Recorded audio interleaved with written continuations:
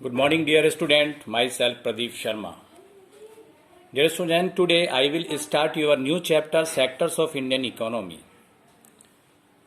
It's a economic second chapter. It's a very easy chapter. Please listen to me carefully and watch the video carefully. First of the topic of this chapter is what are sectors? What are sectors. अभी आपको ऐसे sectors of Indian economy दिया है, तो इसमें पहले सबसे पहले हमें ये तो जाने कि चैप्टर का नाम जो है सेक्टर्स किससे इंडिकेट करता है। तो you was the given picture in your text book. जो आपका जो टेक्स्ट बुक है चैप्टर 2 का, उसमें आपने बहुत सारी पिक्चरें देखी होंगी। इसमें दिया है different people doing different work. Different people जो उसमें डिफरेंट वर्क कर रहे हैं, like postman delivering post to the women. इसमें एक पोस्टमैन दिखाया हुआ है, वो एक वोमेन को एक पोस्ट डिलीवर कर रहा है। लेबर आर मेकिंग ब्रिक्स, जो यहाँ पर लेबर है वो ईंटें बना रही है। शॉपकीपर सेलिंग द क्लॉथ, जो शॉपकीपर है वो क्लॉथ बेच रहा है। ए पोर्टर इज कैरिंग लगेज, एक कुली जो है वो एक लगेज लेकर जा रहा है। A women are working in the farms, और जो वोमेन है वो फार्म्स में काम कर रही है। All are engage in the different activities. अगर आप ये पिक्चर्स देखेंगे तो सभी डिफरेंट एक्टिविटीज में इन्वॉल्व हैं। हाउ कैन वी अंडरस्टैंड, अब इनको समझने आपको कैसे समझ सकते हैं कि ये किस प्रकार की एक्टिविटीज में इन्वॉल्व है, कैसे इनको क्लासिफाइड कर सकते हैं। To understand we form a group of people by using some important criteria. अगर हम इनको, बहुत सारे काम होते हैं लाइफ में, पर डे की लाइफ में भी आप देख सकते हैं डिफरेंट पीपल डिफरेंट काम करते हैं, तो हम इनको कैसे क्लासिफाइड कर सकते हैं कि ये किस प्रकार के काम में इन्वॉल्व है। इसके लिए हम स्पेसिफिक एक स्पेशल क्राइटेरिया इंडिकेट करते हैं, उसके बेस पर हम करते हैं। This groups are also is called the sector. तो यही ग्रुप जिसको हम स्पेशल क्राइटेरिया के थ्रू जो हम करते हैं, तो वो क्या कहलाते हैं, आपके सेक्टर्स कहलाते हैं। नोट, इसमें एक नोट देखिएगा आप, these activities are economic activities. ये इकोनॉमिक एक्टिविटी, अच्छा economic activity non economic activities में थोड़ा सा डिफरेंस हम समझ लेते हैं। इकोनॉमिक एक्टिविटीज वो होती हैं जिन एक्टिविटीज को करने के बदले में हमें कुछ अर्निंग होती है, और नॉन इकोनॉमिक एक्टिविटीज वो होती हैं जिनको करने के बदले में हमें कुछ नहीं मिलता। जैसे सोशल वर्क्स है या सोशल के जो भी काम आते हैं जिसमें हमें कुछ पैसा नहीं मिलता, अर्निंग नहीं होता, वो सारे इसके अंडर में आते हैं। तो these activities are the economic activity because these activities contributes in our economy, क्योंकि ये हमारी इकोनॉमी में, जो देश की इकोनॉमी है उसमें ये भागीदार होती हैं। अब इसका क्लासिफिकेशन हम कैसे करते हैं। क्लासिफिकेशन जो है हम इसका 3 तरीके से करते हैं। एक तो करते हैं on the basis of the nature, on the basis of nature of the activity, कि एक्टिविटीज का नेचर क्या है उसके बेस पर करते हैं। दूसरा है on the basis of ownership, ownership के बेस पे करते हैं। तीसरा क्या, on the basis of working condition. तो हम 3 प्रकार से इसको क्लासिफाइड करते हैं, on the basis of nature of activity, on the basis of ownership, on the basis of working condition. सबसे पहले हम देखते हैं on the basis of nature. Nature के बेस पर जो ये एक्टिविटीज हैं, इकोनॉमिक एक्टिविटीज, उनको कितने पार्ट्स में डिवाइड किया गया। तो ये मोस्टली जनरली हम जानते हैं 3 पार्ट्स में डिवाइड किया गया, primary sector, secondary sector, tertiary sector. तो ये प्राइमरी सेक्टर, सेकेंडरी सेक्टर, ये जो on the basis of the nature of activities है। सबसे पहले हम समझते हैं प्राइमरी सेक्टर क्या होता है। Primary sector, the sector which convert the natural resources into raw material is called the primary sectors. यानी कि primary sector is the base of the other 2 sectors.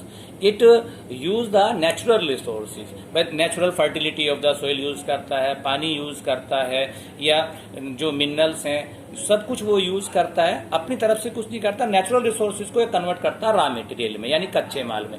यानी कि जो भी एक्टिविटीज है, जो भी एक्टिविटीज नेचुरल रिसोर्सेज से रॉ मटेरियल प्रिपेयर करती हैं and prepare the base for the other 2 secondary और टेरेसरी सेक्टर्स, तो वो सारी क्या आती है, प्राइमरी एक्टिविटीज में आती है।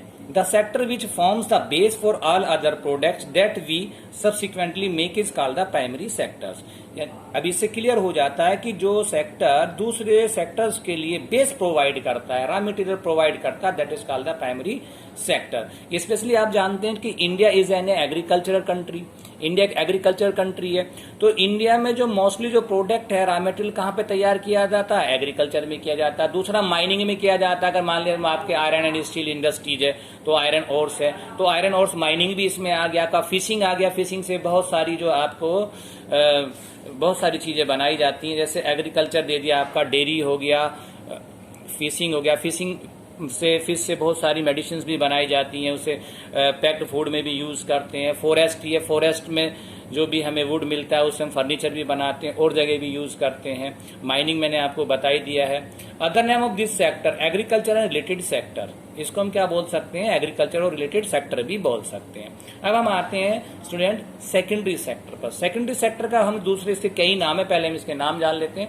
मैन्युफैक्चरिंग सेक्टर है, इंडस्ट्रियल सेक्टर है। अब इनके ये मैन्युफैक्चरिंग सेक्टर और इंडस्ट्रियल सेक्टर भी क्यों बोलते हैं, इसका एक विशेष कारण है। जो भी रॉ मटेरियल होता है वो इंडस्ट्रीज में जाता है, फिर उससे हम फिनिश्ड गुड बनाते हैं, डिफरेंट टाइप से गुड बनाते हैं। जैसे हम आयरन की बात करें, आयरन ओर्स मिला तो आयरन ओर्स को हम फैक्ट्री में लेकर गए, वहां पर हमने डिफरेंट टाइप के आयरन की मान लिया आयरन शीट्स बनाई हैं, डोर्स बनाए हैं, विंडोज बनाई हैं। इसी प्रकार से एग्रीकल्चर, जैसे शुगर कैन हुआ, शुगर कैन गन्ना शुगर इंडस्ट्रीज में गया, वहां पे शुगर बना। शुगर के भी कई टाइप्स कर देते हैं हम, जैसे क्या है आपका क्यूब बना दिया या थोड़ा हल्के किस्म का क्यूब बना दिया, गुड़ है, जिगरी है जिसको हम बोलते हैं, तो ये भी हम बना सकते हैं। तो this is the depend on the raw material specially. तो इसको हम इसीलिए मैन्युफैक्चरिंग सेक्टर में कहते हैं। विच कन्वर्ट और चेंज द नेचुरल प्रोडक्ट, अब इन्होंने कहा कि नेचुरल प्रोडक्ट यानी कि जो रॉ मटेरियल की बात करते हैं, into the other forms through manufacturing is called the secondary sector, और इसको मैन्युफैक्चरिंग सेक्टर्स भी हम बोलते हैं। इसका और इसकी सेकंड साइड जो आपकी डेफिनेशन है वो भी बोल सकते हैं, convert the raw material into the finished good for consume, यानी कि ये जो फिनिश्ड गुड बनाते हैं ताकि वो रेडी फॉर द कंज्यूम हो जाए। सेकेंडरी सेक्टर, इसे इंडस्ट्री सेक्टर हमने आपको पहले बता दिया था। इसके एग्जाम्पल के तौर पर देख सकते हैं, वी कन्वर्ट अर्थ, अभी आपको दिया था फर्स्ट आपकी पिक्चर दिया था आपकी बुक में, we convert the earth into the bricks. जो अर्थ है, जमीन से मिट्टी ली हमने, उसको मड बनाया, कीचड़ सा बनाया, उससे हम ईंट तैयार करते हैं। And use bricks to make home, और ब्रिक्स को हम क्या बनाते हैं, घर बनाते हैं। यूजिंग कॉटन फाइबर, जो कॉटन है वो जो आपका प्राइमरी सेक्टर में आता है, जो उससे फाइबर निकलता है, उस जो कॉटन प्लांट से फाइबर निकलता है उसे हम स्पिन करते हैं, काटते हैं, उसके बाद हम उससे क्लॉथ बनाते हैं। तो ये सारे जो आपके सेकेंडरी सेक्टर में आते हैं। अब तीसरा चैप्टर आपका जो आता है बहुत महत्वपूर्ण है, टेरेसरी सेक्टर, जो आज की डेट में बहुत डेवलप हो रहा ऑल ओवर द वर्ल्ड। और टेरेसरी सेक्टर डेवलप होने का मेन कारण है कम्युनिकेशन और ट्रांसपोर्टेशन का डेवलपमेंट होना। अब इसमें आता है the sector which provide the services और एड और support to the both sector. ये ऐसा सेक्टर है कि दोनों को ऐड करता है, सपोर्ट करता है। जैसे प्राइमरी सेक्टर के लिए टूल्स कहाँ से आते हैं, हार्वेस्टिंग टूल्स है, सोइंग टूल्स है, ये कहाँ से आते हैं, इंडस्ट्रीज में बनते हैं। ट्रैक्टर है आपका, ट्यूबवेल्स के मोटर्स हैं, एटसेट्रा, कहाँ बनते हैं। सेकेंड थिंग, जो सेकेंडरी सेक्टर में जो भी बनता है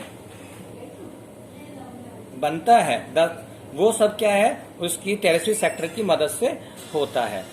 जैसे आपका फर्टिलाइजर्स हैं, आपका टूल्स हैं, ये सारा जो है टेरेसरी सेक्टर के बेस पर होता है। इसके लिए आप देख, is called the tertiary sector. For example banking, communication, transportation, storage, ये सभी क्या है आपके टेरेसरी सेक्टर में आते हैं। बेसिकली इसकी डेफिनेशन क्या होता है, the sector which provide the service is called the tertiary sector. Maybe a banking, maybe a communication, maybe a transportation, maybe a sorted. Even those teachers, doctors, washerman, barber, cobbler, shopkeeper, internet cafe, ATM, ये जो भी service provider है that is comes under the tertiary sector के under में वो आते हैं।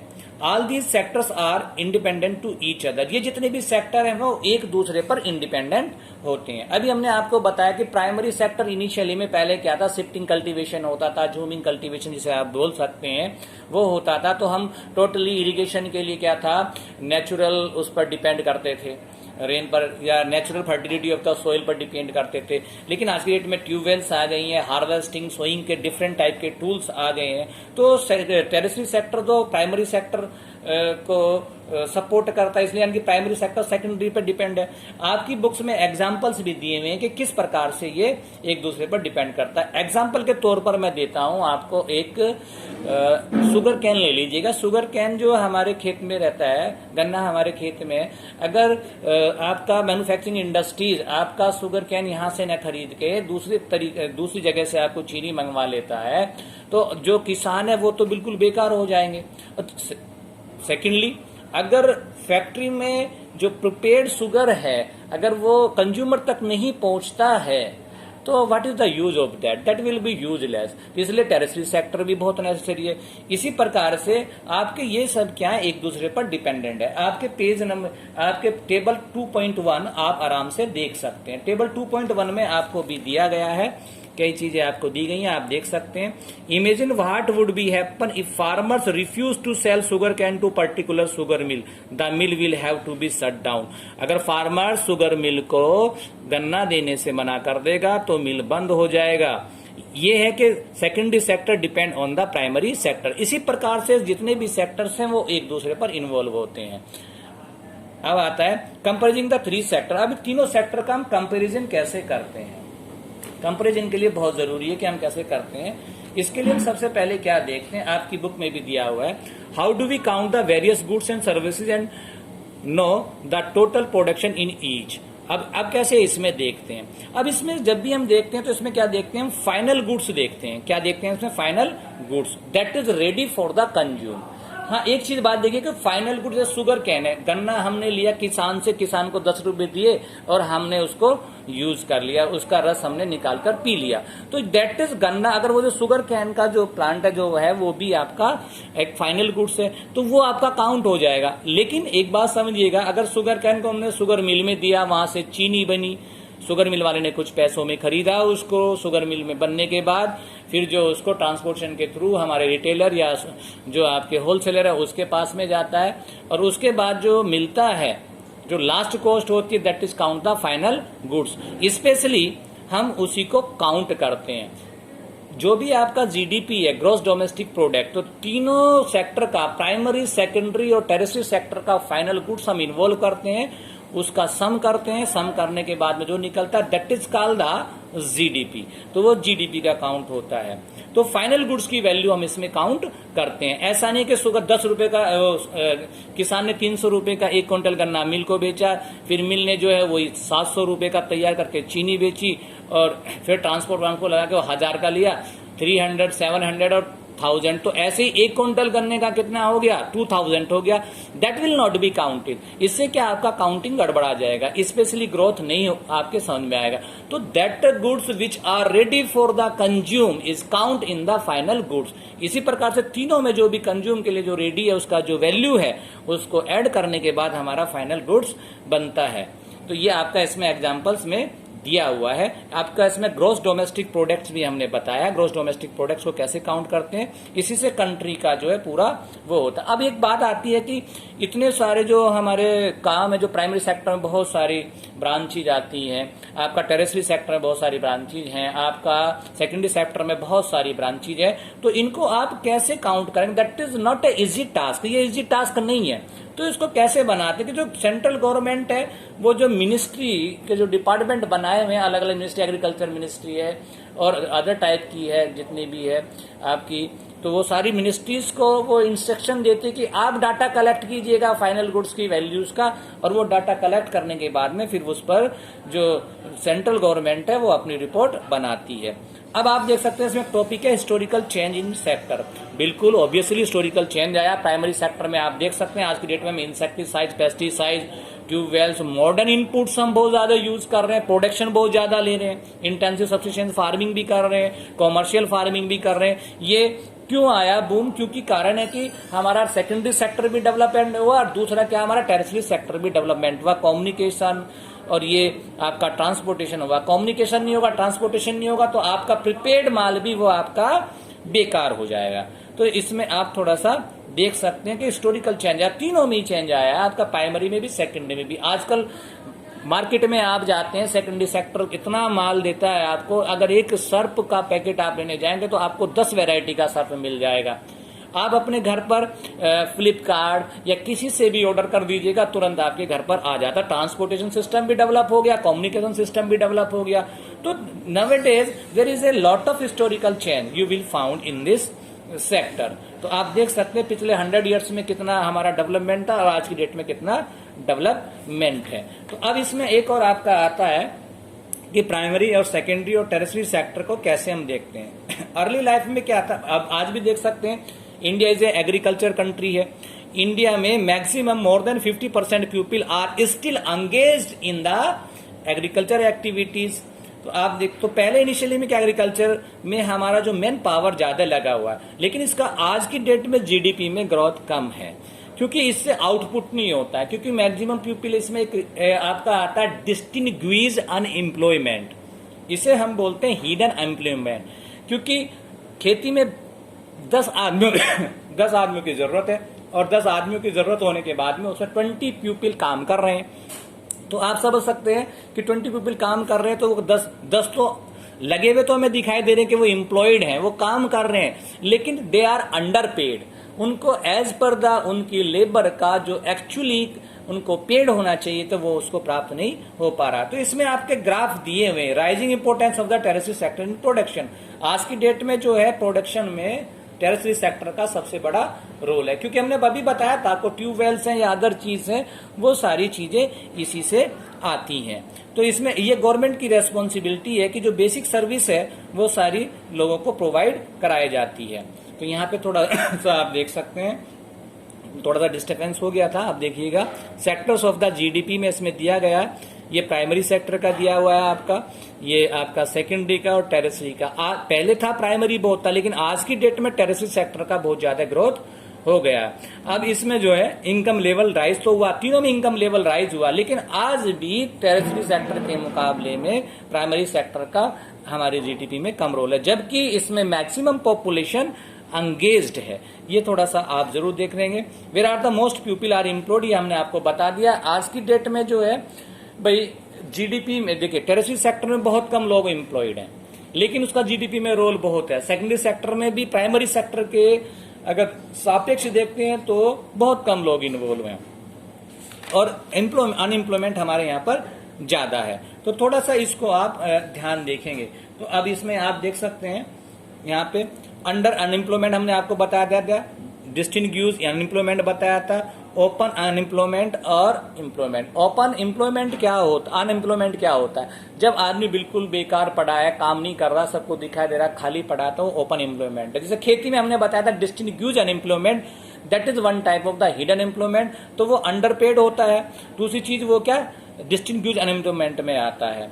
अब इसकी बात आती है कि अब अनएम्प्लॉयमेंट हमारे पास में बहुत है, अब किसको कैसे हम एम्प्लॉयमेंट में कन्वर्ट करें? सबसे पहले वो हम सोचते हैं कि गवर्नमेंट की रेस्पॉन्सिबिलिटी, बिल्कुल सही है, हमारे यहाँ पर गवर्नमेंट की, सेंट्रल गवर्नमेंट की, स्टेट गवर्नमेंट की ये रेस्पॉन्सिबिलिटी है to create the employment by providing cheap credit. सबसे पहली बात है किसानों को सस्ता लोन दिया जाए। पहले किसान क्या फॉर्मल और इनफॉर्मल से लोन लेते थे, फॉर्मल में लोन नहीं मिलता था, इनफॉर्मल में लोन मिलता था। फॉर्मल में बैंकिंग आता है, बैंक गांवों में बैंक नहीं हुआ करते थे, मनी लेंडर से इनसे लेते थे, ब्याज की दरें ज्यादा होती थी, तो किसान ऐसे ही डेफ्ट में मर जाता था।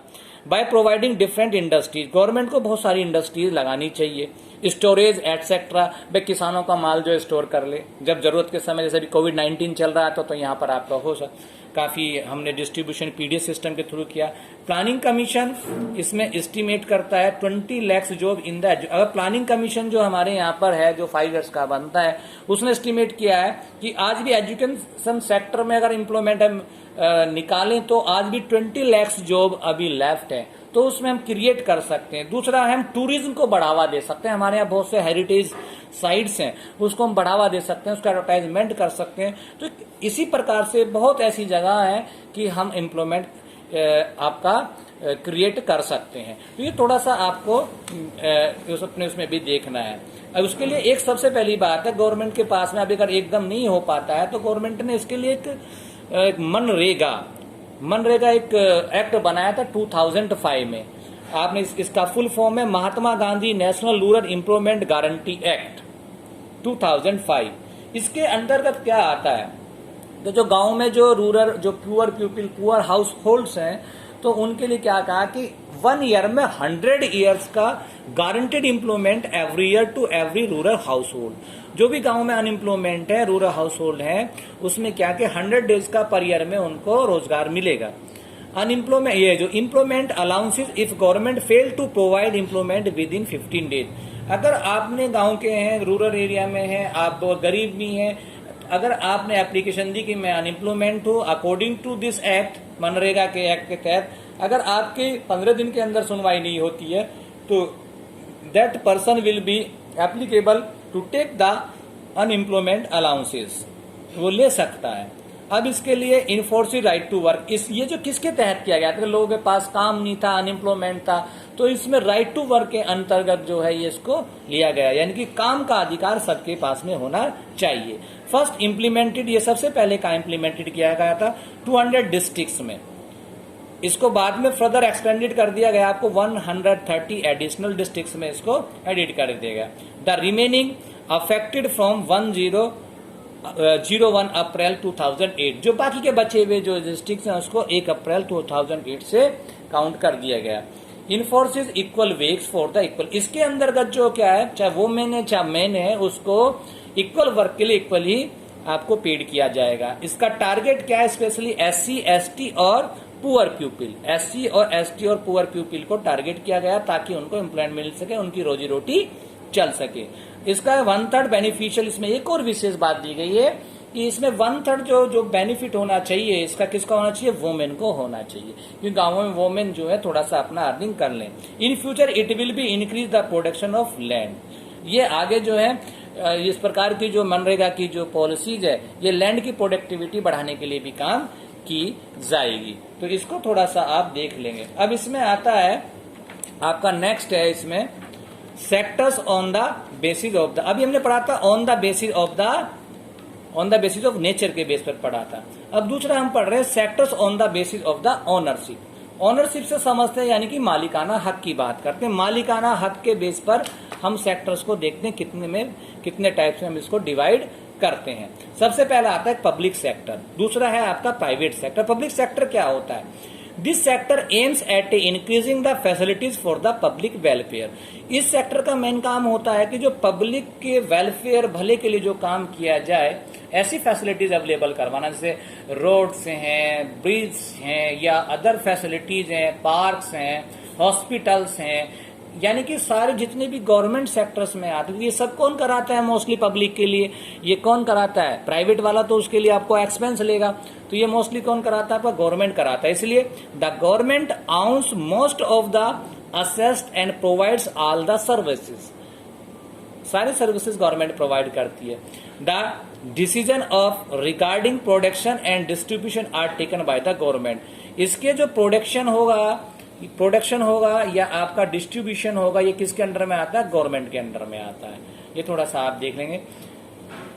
Like education, health, food and security of the people. Indian railways, post office, आपका जो है PWD या CPWD, जितने भी गवर्नमेंट के सेक्टर्स हैं ये पब्लिक सेक्टर के अंदर में आते हैं। अब आता है आपका प्राइवेट सेक्टर। प्राइवेट सेक्टर को आप जैसे समझते हैं, this sector aims at the in earning maximum profit. Private वाला जो सेक्टर होता है वो मैक्सिमम अपने प्रॉफिट के लिए देखता है, उसका मेन एम होता है कि वो अपना ही प्रोडक्शन या अपना ही अर्निंग करता है। The ownership of the assets and delivery of service is in the hand of the private individual or companies. वो कंपनीज के हाथ में होती है, किस प्रकार से वो काम करेगा, किस प्रकार से देगा, ये थोड़ा देखते हैं। The decision regarding production and distribution are taken by the owners and manager of the company. ये सब मैनेजर का काम होता है, कंपनी का जो भी ओनर है उसके हाथ में होता है किस प्रकार से डिस्ट्रीब्यूशन करना है, प्रोडक्शन करना है। The sector provides consumer goods to the people. ये जो सेक्टर है कंज्यूमर के लिए अच्छे गुड्स प्रोवाइड करता है, यानी कि जो और कई चीजें प्रोवाइड कराता है। जैसे इसमें आपका दिया टिस्को है, रिलायंस इंडस्ट्रीज है, लिमिटेड है, एटसेट्रा, ये सारे इसमें आते हैं। अब आता है आपका इसमें sectors on the basis of the working condition. जो सेक्टर, अब वर्किंग कंडीशन के बेस पर जो सेक्टर कौन कौन से होते हैं, पहला आता है ऑर्गेनाइज सेक्टर। क्या आता है आपका, ऑर्गेनाइज सेक्टर। दूसरा है आपका अनऑर्गेनाइज सेक्टर।